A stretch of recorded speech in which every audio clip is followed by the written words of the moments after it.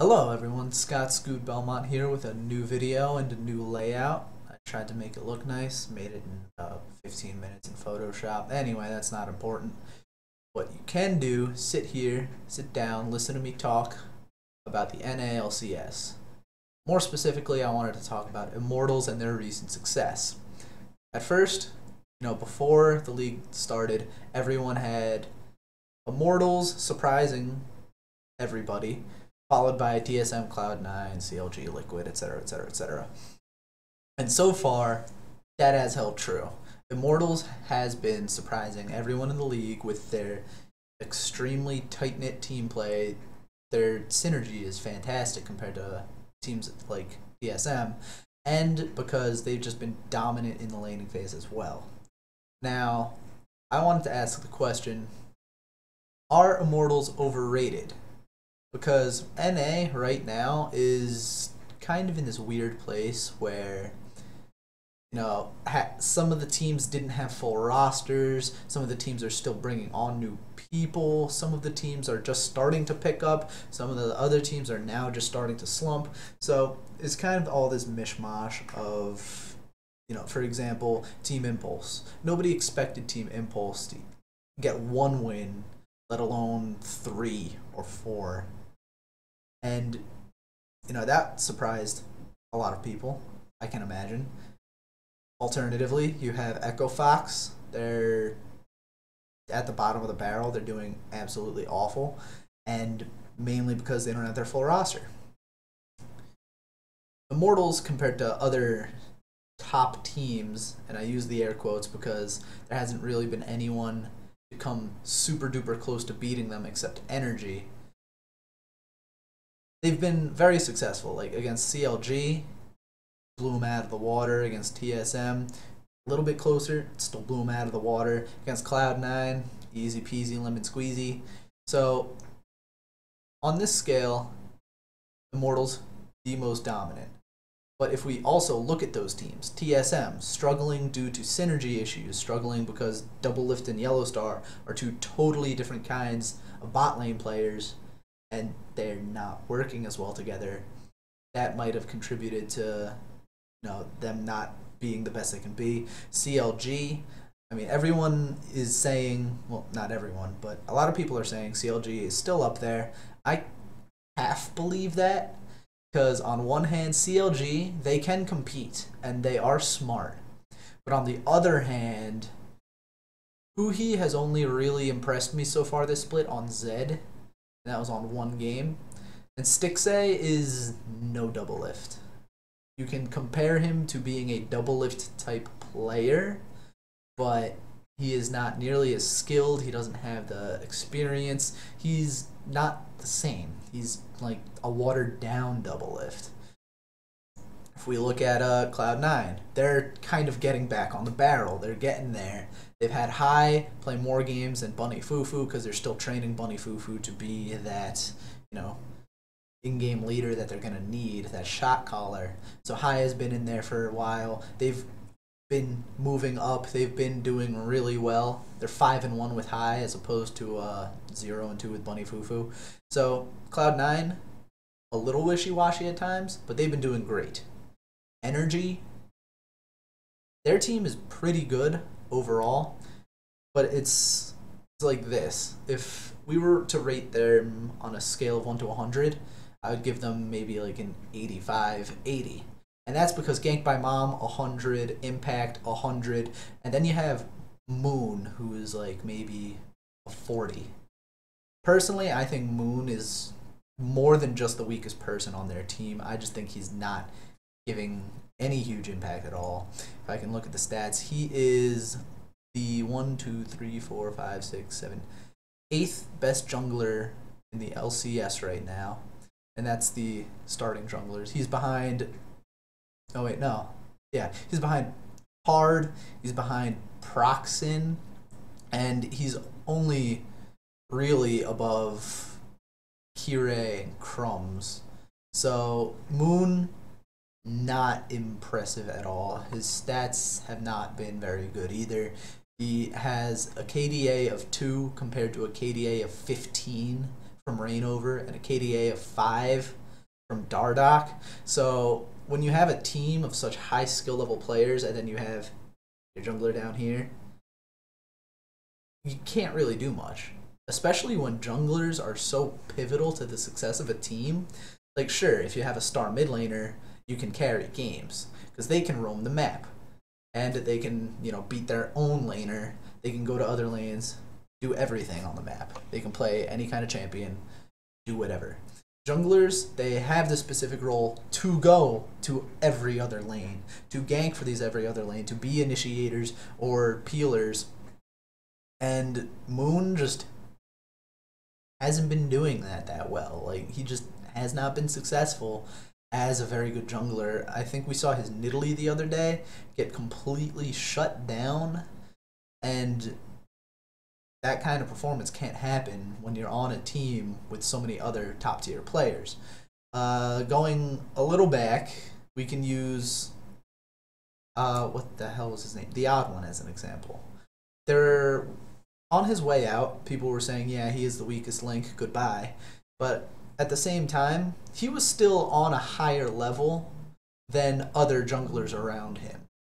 Like, he had Dyrus in the top lane. I think this was already after Bjergsen was in the mid lane. And then you had Wild Turtle, who was still amazing at the time. And this is after, well, even with X Special as a support, X Special support. Fantastic lineup, but the Odd One, weakest player. He was still very strong. Like, going back to that scale of 0 to 100, he was still at maybe a 65, a 70, somewhere in that ballpark. So he was a lot better than the average junglers. But then we come to now, you have Ganked by Mom, you have Impact, you have Altec, you have Conquan, you have all of these players making plays and doing well with good stats, good KDA, good gold per minute. And then you have Moon just getting completely dinked in the jungle. So effectively, 4v5, GG, can't carry. But, going along these same lines, I'm kind of saying here that Immortals competition has not been good enough to warrant saying that they are better than they already are. That's my main point here. Immortals, they're very good.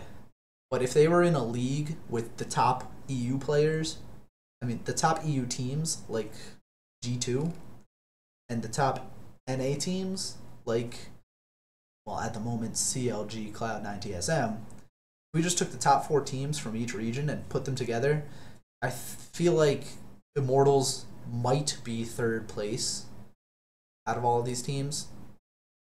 But that's getting into some deeper waters where it's really hard to compare NA to EU because they're across the pond. So I don't want to go too far into that. Like, they're not playing the same styles, they're not playing the same games, they're not playing the same players. So it's really hard to discern.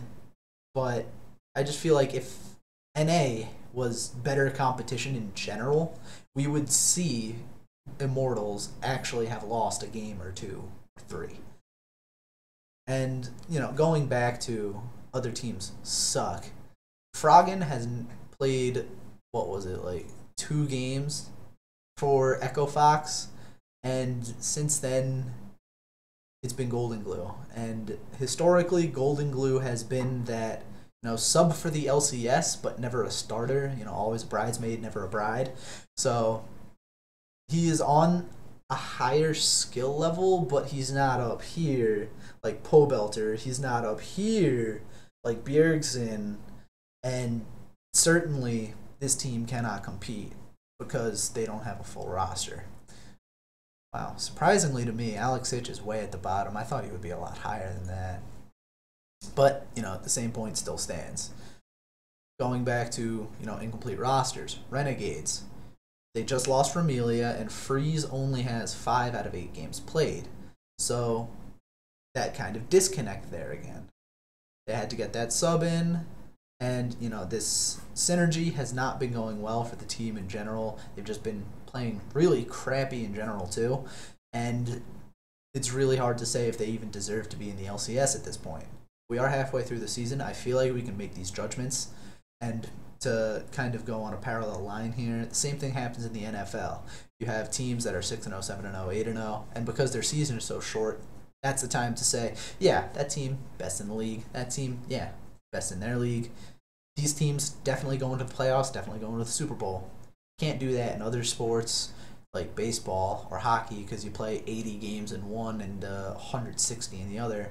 So 10-game win streak, that's huge in League of Legends. That's huge in the NFL. But that doesn't matter in baseball because you can go 10 and 170. Getting back on track, though. We are at the point in the season where we can make these judgments. I feel like Immortals, definitely the #1 team. Give it a little bit more time. Maybe TSM will get that synergy and surge back up in the ranks. Maybe Stixay will improve for CLG and rise back up in the ranks. Maybe Team Liquid will finally come together because lately they've been a little disjointed in their play. Because Piglet is the second best ADC in the league, record of 4-4, but his KDA right now is a 6.4, which is half of Wild Turtles, but like double half of the league. So Piglet still way up there. How much gold per minute? He has super high gold per minute at 410 compared to Double Lift at 428, Freeze at 430, and obviously Wild Turtle at 480, but that's because he has more kills in general. But you know, going back to Team Liquid, they haven't been like together on their team play. It's kind of like the issue TSM is having where they just don't have good synergy. Like, I've noticed in a few of the games, it's, Dardoch, who is a very smart jungler, getting me a lot of fantasy points. Thank you, Dardoch. It's like he'll do something and then be able to escape, but the rest of the team will kind of like, do we go in or do we go out, or do we go in or do we go out, and then kind of mull around with each other and just lose the fight, lose the game. And once again, Team Liquid, they've been coming back up. They're right there alongside the Cloud9, so I think those two teams will probably be top 3 as well as Immortals. TSM, CLG, 4 or 5. From this point on, I feel like Energy should lose more, but Ganked by Mom and Impact can carry. But, I've been talking a lot about how good Impact is, but he's still being outclassed by a few others. Like, he is among starting top laners, because I'm going to say that. Among starting top laners, Impact is the 3rd highest KDA. Among non-starting top laners, he's 5th.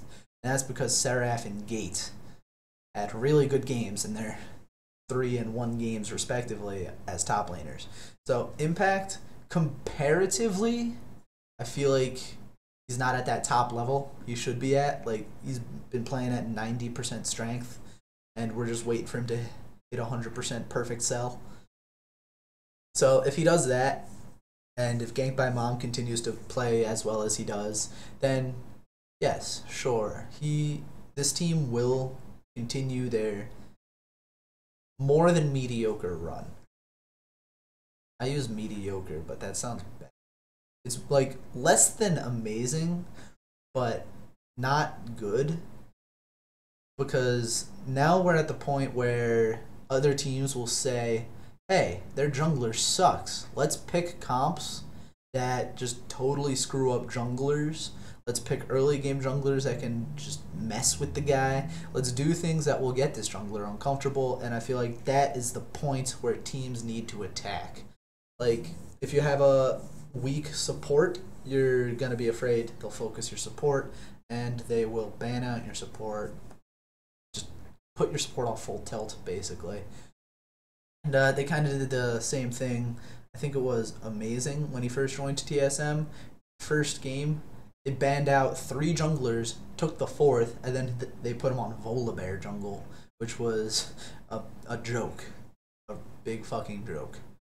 So I feel like if teams start doing that to Energy will stay up there, but not be a top team. Like right now, I'm predicting Immortals #1. Obviously, I feel like Cloud9 will be #2, and I want to say Liquid will be #3. Liquid has been impressive even in their losses, and I just feel like they're gonna be one of those teams to break out of this middle of the pack conglomeration of bullshit. Team Impulse, they have their full starting roster, so they'll continue their mediocre run. I think they're 4-4 right now, or 3-5. It's not a good score. Same thing with Dignitas. I mean, historically, Dignitas has been a best of the worst team. So whatever will happen to them will happen to them. They might even drop to 9th if Froggen ever comes back. But you know, he's gonna be in jail for a little while longer. Renegades, not much to say. Just lucky that Riot took away that auto relegation. Because at this point, it looks like you are the top contenders for that 10th place spot. Who knows? We might get surprised. We might see Dignitas fall down there. We might see Echo Fox stay shitty with Froggen. And, you know, Froggen constantly being in professional ELO hell, that's something that's really sad, honestly.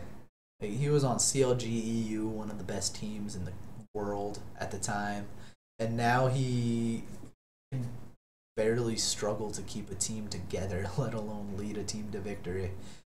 I mean, the last time Froggen was successful was Season 4 Worlds. They got kaboomed. Everyone remembers Kaboom. And just irrelevancy for Froggen, whatever he has been doing since then. Once again, it's kind of sad, but it's true. I feel like he's going to phase out eventually. He's one of my favorite players. Look up to the guy. He looks almost exactly like my friend Bobby. And I like him a lot, but I just feel like he's not there anymore. He's in the same role as Alex, where they're still trying to be relevant, but it's just not working.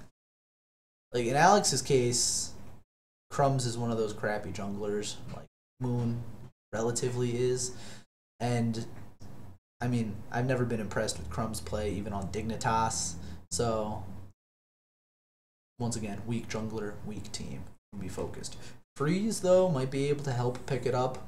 And if Freeze can be the main carry of the team and kind of put Alex Itch back on a Orianna or other supportive champions, then yeah, I feel like that would work. And their new top laner, I think his name was Hakuho. No, Flares. Yeah, Flares. He did decently well, if I remember correctly.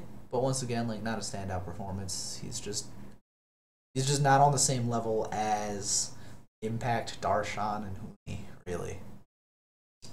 So, bottom of the barrel. I think I covered everything I wanted to. So, yeah. Thank you for watching.